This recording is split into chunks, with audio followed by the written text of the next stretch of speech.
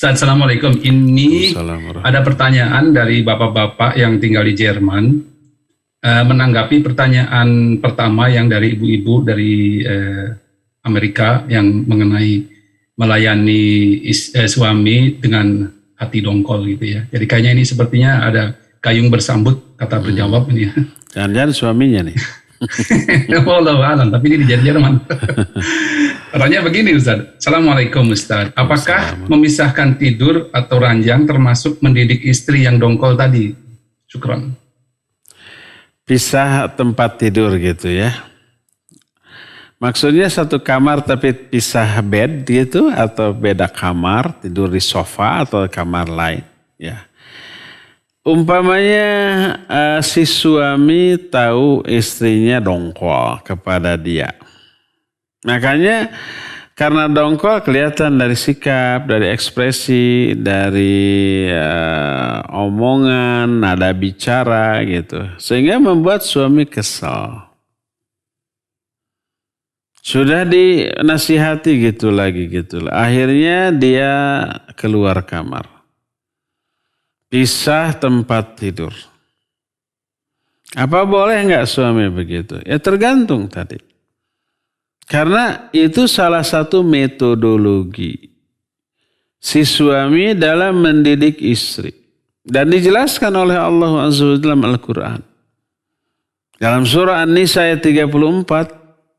Setelah Allah menyatakan ar-rijalu qawwamuna 'alan nisa.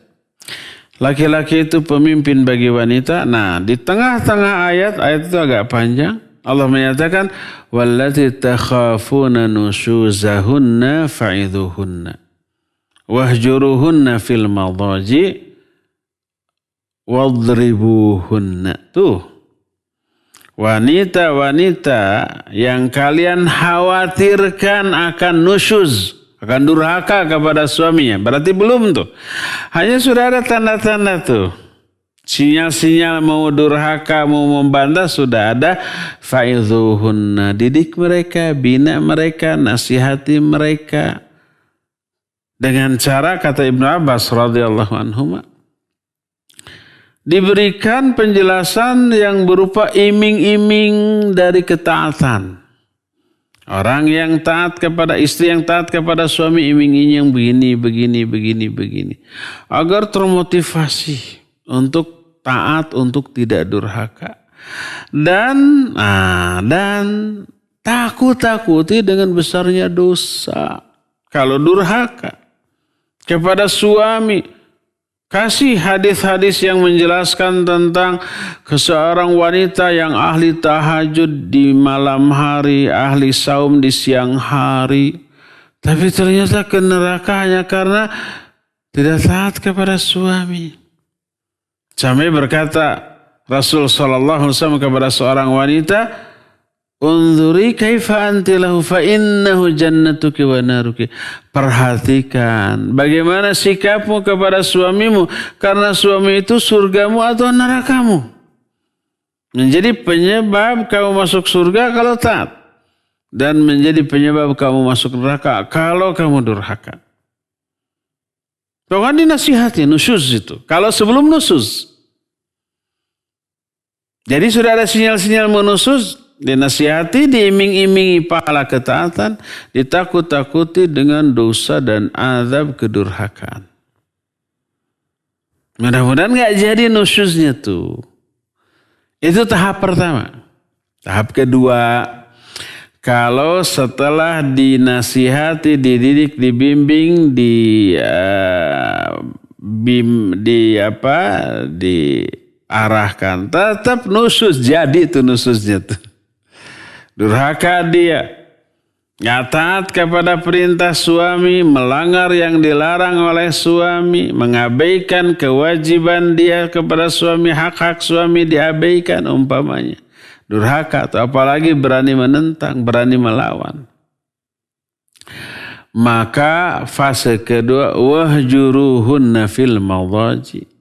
Pisah tempat tidur. Malah Ibnu Abbas menyatakan la yukallimuha wa la yuhaddithuha.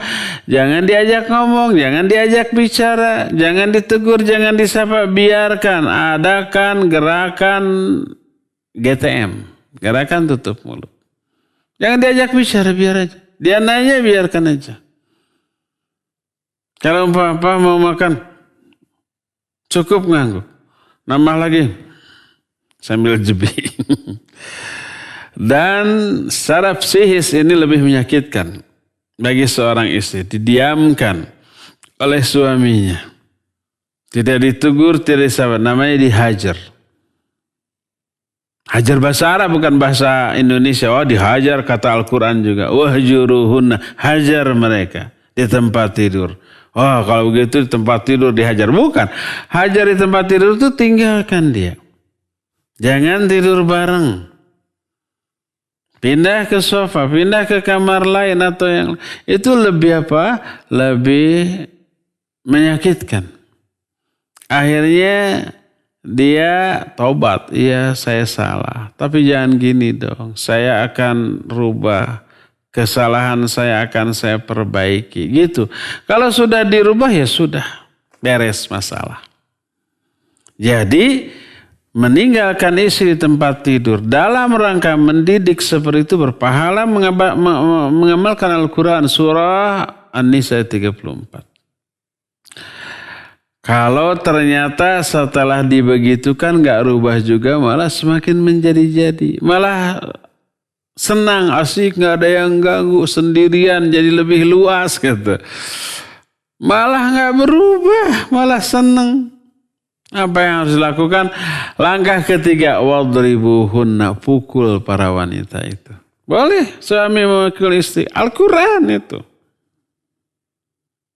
Tapi syaratnya pertama jangan memukul bagian kepala, bagian wajah. Jangan sampai memukul bagian pipinya ditempeleng, ya, kepalanya dijitak sampai benjut. Jangan. Pukul bagian lain, itu yang pertama. Kedua, nggak boleh menimbulkan bekas dan luka. Apalagi cacat seumur hidup. Sebagian ulama menyatakan pukul dengan siwak. Pipinya ke tangannya yang tidak berbekas.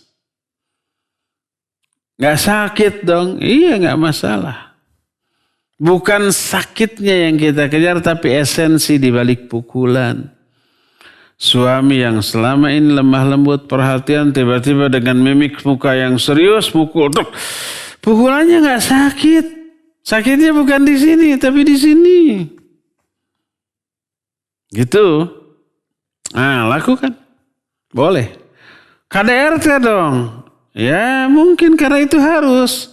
Bisa laporkan ke polisi? Nggak bisa. Karena nggak ada bukti. Nggak ada bekas. Datang si istri, Pak, saya dipukul sama...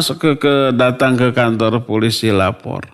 Saya dipukul sama suami saya. Oh, di bagian mana pukul?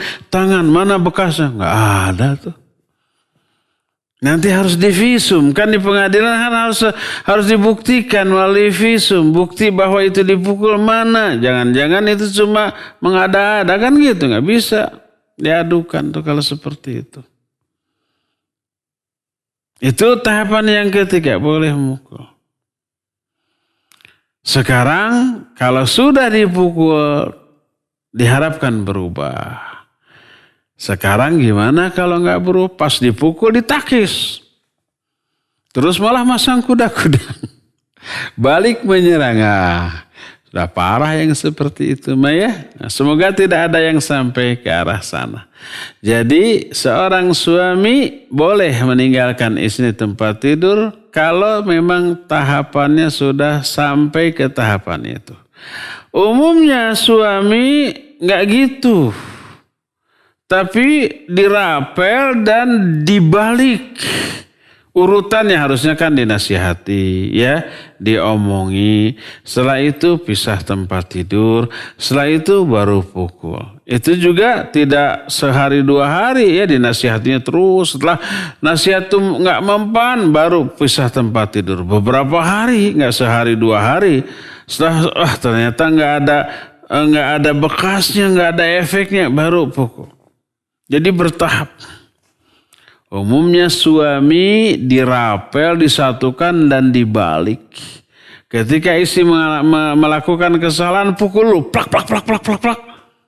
Setelah itu dimarahi, dinasihati, setelah itu musuhan di tempat tidur. Nggak boleh yang seperti itu ya. Demikian wallahu a'lam bissawab.